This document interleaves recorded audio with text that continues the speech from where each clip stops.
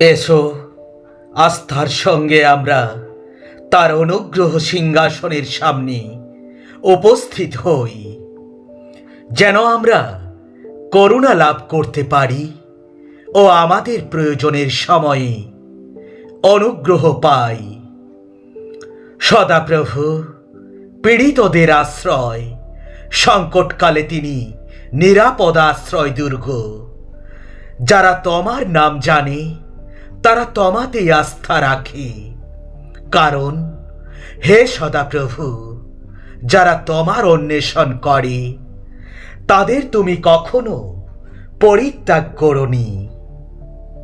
শুধু তাই নয়, আমরা আমাদের দুঃখ কষ্টেও আনন্দ করি, কারণ আমরা জানি দুঃখ কষ্ট সহিষ্ণুতা অভিজ্ঞতাকে, এবং অভিজ্ঞতা প্রত্যাশার জন্ম দেয়। সেই প্রত্যাশা আমাদের নিরাশ করে না, কারণ আমাদের প্রতি দত্ত পবিত্র আত্মা দ্বারা ঈশ্বর তার ভালোবাসা আমাদের হৃদয়ে উজাড় করে ঢেলে দিয়েছেন। তুমি ভয় পেও না, কারণ আমি তোমাকে মুক্ত করেছি। আমি নাম ধরে তোমাকে ডেকেছি, তুমি আমার। তুমি যখন জলরাশির মধ্য দিয়ে অতিক্রম করবে, আমি তোমার সঙ্গে থাকব। তুমি যখন নদ নদীর মধ্য দিয়ে যাবে, সেগুলি তোমাকে মগ্ন করতে পারবে না। যখন তুমি আগুনের মধ্য দিয়ে যাবে, তুমি দগ্ধ হবে না। সেই অগ্নিশিখা তোমাকে পুড়িয়ে ফেলবে না। ঈশ্বর আমাদের আশ্রয় ও বল, সংকটকালে সদাপ্রভু উপস্থিত সহায়। অতএব আমরা ভয় করব না, যদিও পৃথিবী কম্পিত হয় এবং সমুদ্রের বুকে পর্বত সকল পতিত হয়, যদিও সমুদ্র গর্জন করে ও প্রচণ্ড হয় এবং জলের উত্তালে পর্বত সকল কেঁপে ওঠে। এক নদী আছে যার স্রোত ঈশ্বরের নগরীকে, পরাৎপরের আবাসের পবিত্র স্থানকে আনন্দিত করে। ঈশ্বর সে নগরীর মধ্যে আছেন, তার পতন হবে না। দিনের শুরুতে ঈশ্বর তাকে সাহায্য করবেন।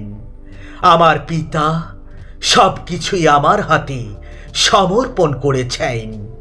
পুত্রকে কেউ জানে না, কেবলমাত্র পিতা জানেন, এবং পিতাকে কেউ জানে না, কেবলমাত্র পুত্র জানেন। ও পুত্র যার কাছে তাকে প্রকাশ করে, সেই জানে। ওহে, তোমরা যারা পরিশ্রান্ত ও ভারাক্রান্ত, আমার কাছে এসো, আমি তোমাদের বিশ্রাম দেব। আমার জোয়াল তোমরা নিজ দেহের উপরে তুলে নাও ও আমার কাছে শিক্ষা নাও, কারণ আমার স্বভাব কোমল ও নম্র। এতে তোমরা নিজেদের অন্তরে বিশ্রাম পাবে, কারণ আমার জোয়াল সহজ ও আমার বোঝা হালকা। যে ব্যক্তি পরাৎপরের আশ্রয়ে বাস করে, সর্বশক্তিমানের ছায়ায় বিশ্রাম পাবে। আমি সদাপ্রভু সম্বন্ধে বলবো, তিনি এই আমার আশ্রয় এবং আমার উচ্চ দুর্গ, আমার ঈশ্বর, যার উপর আমি আস্থা রাখি। নিশ্চয়ই তিনি তোমাকে শিকারীর ফাঁদ থেকে আর মারাত্মক মহামারীর থেকে রক্ষা করবেন। তিনি নিজের পালকে তোমাকে আবৃত করবেন এবং তার ডানার তলায় তুমি আশ্রয় পাবে। তার বিশ্বস্ত প্রতিশ্রুতি হবে তোমার ঢাল ও সুরক্ষা। তোমাদের ঈশ্বর সদাপ্রভু নিজেই নদী পার হয়ে তোমাদের আগে আগে যাবেন। তোমরা বলবান হও ও সাহস করো, তাদের তোমরা ভয় পেও না কিংবা আতঙ্কগ্রস্ত হইও না, কারণ তোমাদের ঈশ্বর সদাপ্রভু তোমাদের সঙ্গে যাবেন। তিনি কখনো তোমাদের ছেড়ে যাবেন না বা পরিত্যাগ করবেন না। সদাপ্রভু নিজেই তোমাদের আগে আগে যাবেন এবং তোমার সঙ্গে থাকবেন। তিনি কখনো তোমাকে ছেড়ে যাবেন না বা ত্যাগ করবেন না। তুমি ভয় পেও না, নিরাশ হইও না। আর মুক্তিপণ দেওয়া সদাপ্রভুর লোকেরা প্রত্যাবর্তন করবে। তারা গান গাইতে গাইতে সিয়নে প্রবেশ করবে। তাদের মাথায় থাকবে চিরস্থায়ী আনন্দ মুকুট। আমোদ ও আনন্দে তারা প্লাবিত হবে। দুঃখ ও দীর্ঘ শ্বাস দূরে পলায়ন করবে। সদাপ্রভু আমার জ্যোতি ও আমার পরিত্রাণ, তাই আমি কেন ভীত হব? সদাপ্রভু আমার জীবনের আশ্রয় দুর্গ, তাই আমি কেন কম্পিত হব?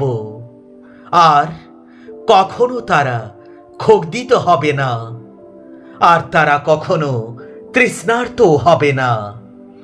সূর্যের প্রচণ্ড তাপ বা প্রখর উত্তাপ গায়ে লাগবে না তাদের, কারণ সিংহাসনের কেন্দ্রে স্থিত মেষশাবক তাদের পালক হবেন। তিনি তাদের জীবন্ত জলের উৎসের দিকে চালিত করবেন, আর ঈশ্বর তাদের চোখ থেকে প্রতিটি অশ্রু মুছিয়ে দেবেন।